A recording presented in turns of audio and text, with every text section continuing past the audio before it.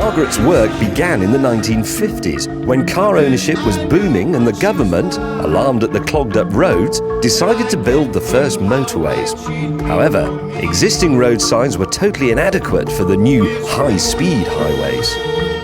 And she and Jock horrified the signposting establishment by using upper and lower case letters instead of the accepted block capitals. I studied for 4 years at Chelsea, and graphic design didn't exist at that time. I think they called it commercial art. And I just loved doing life drawing and talking to fine artists and the students. It was just marvellous after school to just have that freedom.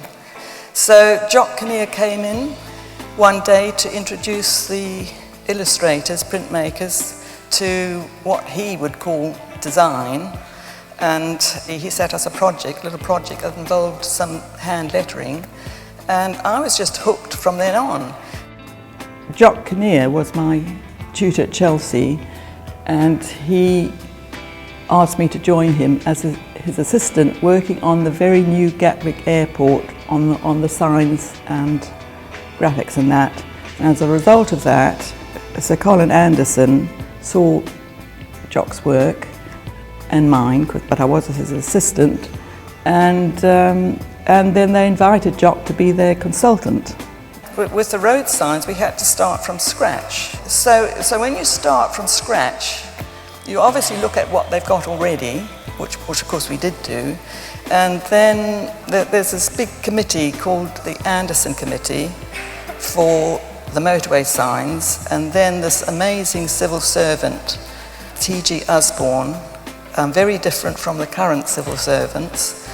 He said, okay, that works well on the motorway. Why don't you think of adapting it to the entire network? So of course, we never dreamed that that would happen. So we almost started again in terms of redrawing the letterforms, because if you're starting drawing letterforms in terms of making it readable from the point of view of a driver, it's not a text face. And when people keep calling it a font, it's not. It's white lettering on a dark background and dark lettering on a white background. The story I read about you was that you did that sign, and then the joke emerged it was a man struggling with an umbrella, and that joke's been around for years, and that annoyed you, and you wished you'd done it slightly different. Well, I would have put a shoulder on it just, and I... Oh, what, you want me to draw it on? Yes. Yeah, no. Come on, I'll do it. But I want you to direct me. Okay. Right, think of drawing a spade. As if you're drawing a spade, yeah? What do you think? Well, I think from here, it's wrong. It's about asking the right questions and knowing who you're designing for. And with the road signs, it's from the point of view of the driver. And so, yes, of course we looked at typefaces because there wasn't anything else to look at.